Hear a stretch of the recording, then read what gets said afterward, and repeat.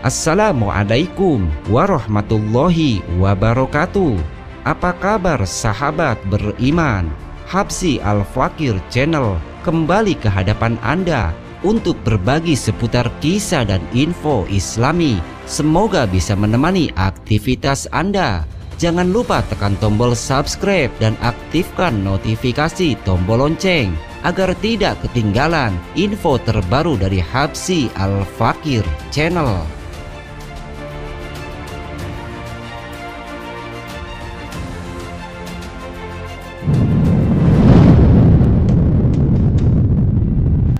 Rasulullah Shallallahu Alaihi Wasallam menyatakan, sesungguhnya menjelang hari kiamat nanti, Isa alaihissalam akan turun kembali ke bumi.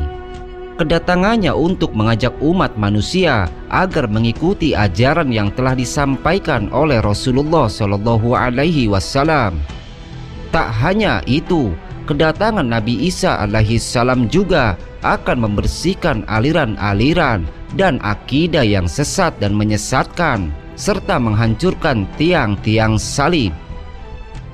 Rasulullah Shallallahu Alaihi Wasallam bersabda, tidak ada seorang nabi pun antara aku dan Isa, dan sesungguhnya ia benar-benar akan turun dari langit.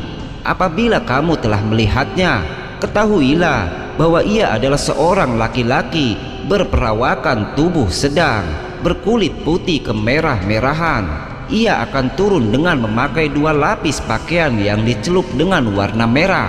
Kepalanya seakan-akan meneteskan air walaupun ia tidak basah. Dalam hadis Nabi Shallallahu Alaihi Wasallam yang lain, sekelompok dari umatku akan tetap berperang dalam kebenaran secara terang-terangan sampai hari kiamat, sehingga turunlah Isa bin Maryam. Maka berkatalah pemimpin mereka, Al-Mahdi, kemarilah dan imamilah sholat kami.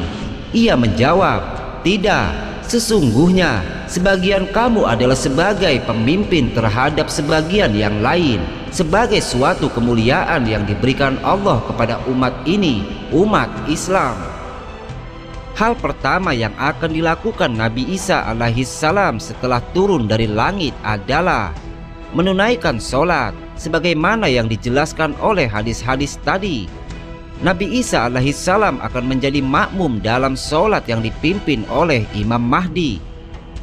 Peristiwa kedatangan Nabi Isa alaihissalam ini sebelumnya akan didahului oleh kondisi dunia yang dipenuhi dengan kezoliman, kesengsaraan, dan peperangan besar yang melibatkan seluruh penduduk dunia.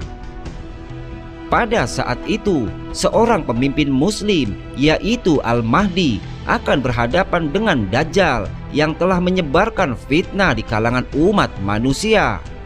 Maka saat itulah Nabi Isa alaihissalam akan turun ke bumi dan menumpas semua itu dan membunuh Dajjal, membersihkan segala penyimpangan agama dan menyelamatkan manusia dari fitnah Dajjal.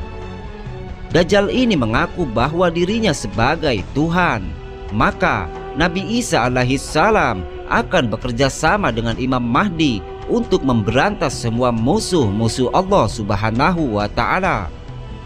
Selain itu, Nabi Isa alaihissalam juga akan menyelamatkan manusia dari fitnah Ya'juj dan Ma'juj.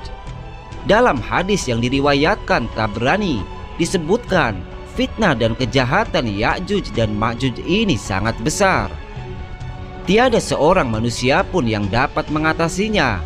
Jumlah mereka sangat banyak, sehingga kaum muslim terpaksa harus menyalakan api selama lebih kurang 7 tahun untuk berlindung dari penyerangan dan panah-panah Ya'juj dan Ma'juj. Sebagaimana dikisahkan, Ya'juj dan Ma'juj selama ini terkurung dalam sebuah tembok yang dibuat oleh Zulkarnain. Mereka akhirnya bisa keluar setelah secara perlahan-lahan melubangi tembok tersebut. Tembok Zulkarnain ini terbuat dari besi dan tembaga dan terletak di daerah Georgia, Asia Tengah.